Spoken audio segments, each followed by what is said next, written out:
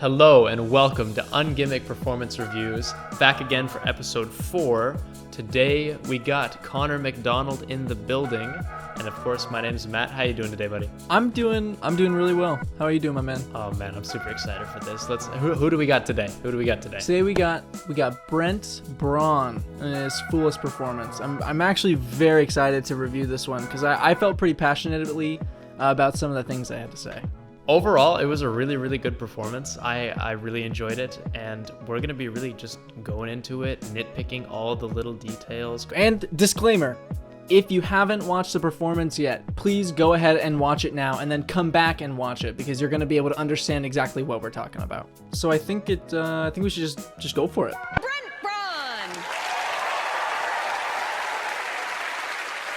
Let's make something random and chaotic. If you were given a deck of cards when you came into the theater this evening, you've had the opportunity to shuffle that deck of cards. I'd like you to put the cards back into the box, hold them high above your head now. Whew. Take a breath. He is going way too fast. Now I get it. If I were going on Penn and Teller Fools, I would be extremely nervous. But I think he needs to take a step back and slow down. Ironically.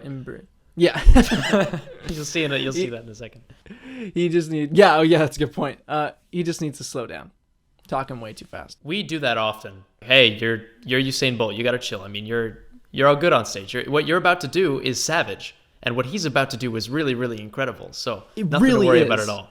On the count of 3, just toss them at me. 1, 2, 3.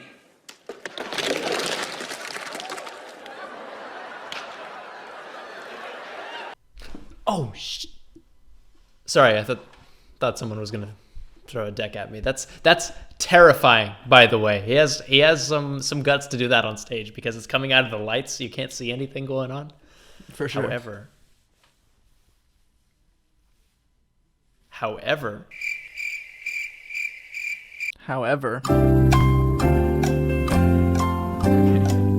Oh, I'm setting you up. Okay, gotcha. I did.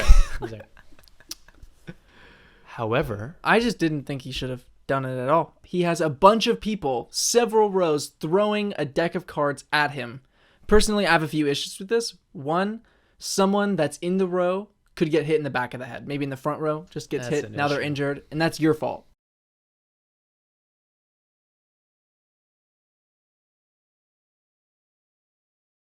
Second, and Allison says this at the end of the video.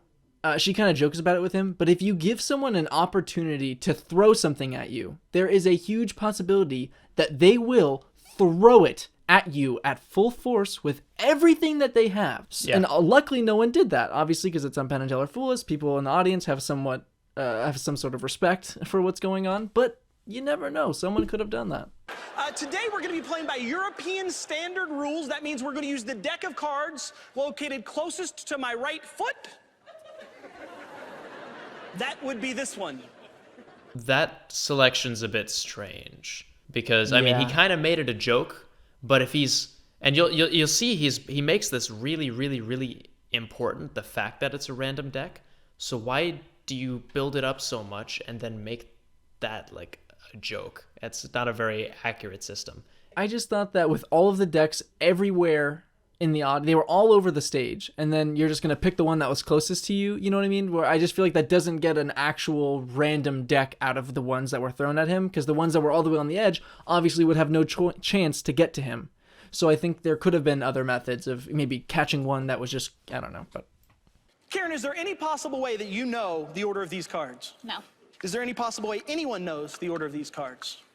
I don't think so. I'm with you 100%. For sure. You know about where it is, maybe, right? Because you did watch the cards fall from my fingertips. So we'll give the deck a little shuffle here. You can watch that. That is indeed a shuffle.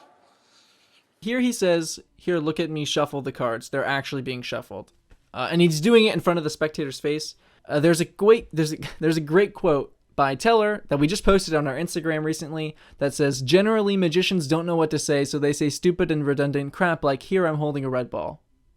Here, he's shuffling a deck of cards. If the audience can see that you're holding a red ball, it's not necessary that you say it. But there's a bit of a logical inconsistency here. Everyone just shuffled the cards and threw it at him, right? So if they just shuffle the cards, I don't know that you have to prove that you're shuffling the cards. There's a little bit of over-proving going on, right?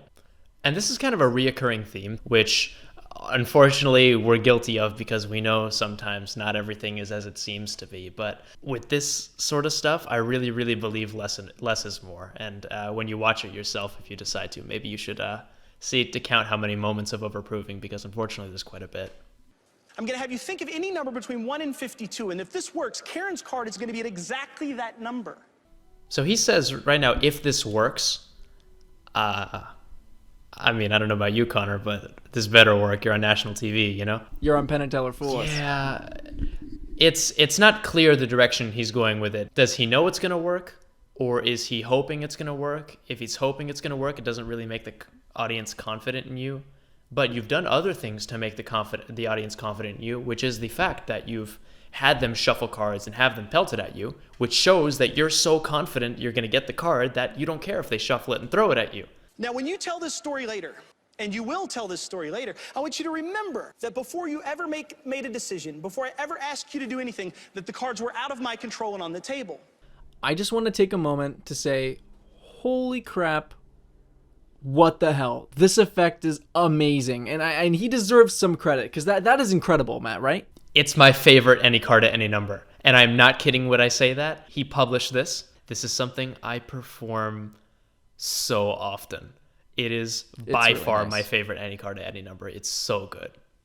Karen, keep me honest. We're going to count down to the 41st card. It's going to take a while, but keep me honest. 1, 2, 27, 28, 29, 30. Do we both agree that's the 41st card? Yeah. Yes. Yes. Do we also agree that you could have named a number larger than 41? You could have arrived at this card here. That card would have been the Queen of Hearts. Was that your card? No. I knew you had it. You're doing good. You're doing good. We got this. We got this. Let's keep it going. Let's keep it going. We could have named a number lower than 41. We'd have ended up down here like near 20. That would have ended up at this card, the 2 of Hearts. Not your card. No. He's on it. He's got it. He's got it. Could have named a card all the way up here near the top. I don't know what this is, 5 or 6, somewhere around in there. That would have been the 8 of Diamonds. Again, not your card. The interesting thing, you could have named any number and gotten any of these other cards. Do you see your card in there anywhere? No. Could have named any of these numbers and arrived at any of these cards. Just quickly, do you see your card anywhere in there? No. This is what we're talking about. He is overproving this way too much. Personally, when I was watching, I was like, I get it. This is the card. And it wasn't the one before, and it wasn't the one at 20, and I just felt like after that point, it was just too much. It kind of kills the climax there. Now we have two metaphors about running, because at the beginning he was sprinting, and now he's running when he's not being chased. Oh man, I really wish he didn't do that, because I mean, you have this impossible moment, all the focus is on the card, and all the heat is on the card, and what you're doing is you're taking focus away from it, but everyone still wants to stay on the card, so they're not going to pay attention to what you're doing. There's too much anticipation to where it's just like, come on, show us already. That's all we want to see. And to be specific, let's get into it, okay? He shows the card, the card after, that's 1. He shows the 20th card, I believe, that's 2. He shows like the 5th card, that's 3. Then he shows the other half of the deck, that's 4. And then he shows the other half of the deck, that's 5. That is 5 times that he just proved to us that their card is the selected card, which is just way too much. Not necessary. Really not necessary. Honestly, when I go into it, all you really need is you do the card before, you show the card after. So now it's showing them that they could have had, like, if they stopped one before, it would have been different, or it would have been different if they took one number later. And then you just put it all together, flash the deck, because all of the faces are different, which is really insane. And then you just put the deck away. Get the deck out of their mind, because they care about the card. That's all they care about. They just want to see the card so badly. Now, if you ask a mathematician what the odds were of this being Karen's card, they would tell you it's 1 in 52. But for a young boy that grew up in Henryville, Indiana, here with the great Penn and Teller in this amazing studio with you amazing audience members, I would say it's once in a lifetime. Karen, for the first time, what's your card? 3 of Hearts. Now, we could just let it remain a mystery. I could walk away. You guys could just believe that Karen and this gentleman, I forgot your name, I apologize, were able to create a miracle. Or we could show it to you. It's up to you all. he has a very, very wholesome moment with the audience. He connects with the audience. He's saying, he's like, I'm just from a small town, but this here right now is the moment that matters. And I'm like, I'm all in. I'm so invested. And then he tells a joke, or I don't even know if it's supposed to be a joke, but the audience laughs at what he says, and it breaks that heart-to-heart moment that he has, and it just That's I want to call it a trope of any card, any number, or any sort of like coincidence effect where the people don't see the thing they picked yet, and where you give them sort of this ultimatum, which is to keep the magic in their mind or to burst that bubble and reveal it. And the best person who does it is Armando Lucero.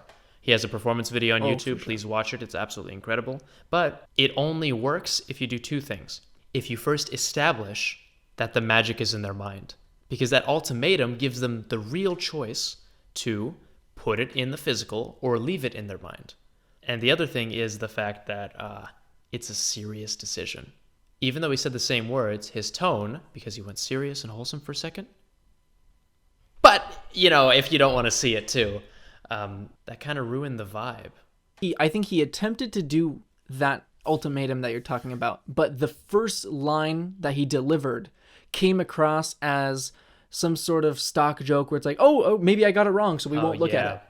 But because I know it's kind of like, I didn't mean to, maybe we don't have to look at it because I got it wrong.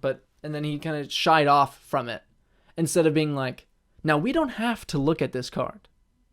And once again, continuing that serious Yeah, he tone. could have, maybe, I think you just hit the nail on the head, because he should have gone further with the intensity as opposed to pulling back the intensity. And especially when you're trying to build up in any card at any number, that intensity is so, so important. What was the card, Karen? 3 of hearts. Ladies and gentlemen, the 3 of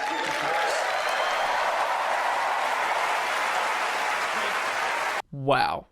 I seriously don't know what else to say, but wow, because he got the hit. That was it. That was their card, and it was so impossible and so incredibly done. And honestly, I think the fact that he took time to draw out and build that tension between the audience of is this or is this not their card, I think he did it pretty well. It was gorgeous. The tension was a little bit long due to the abundance of overproving. Yeah. However, sure. I mean, if Brent, you're watching this, we love you.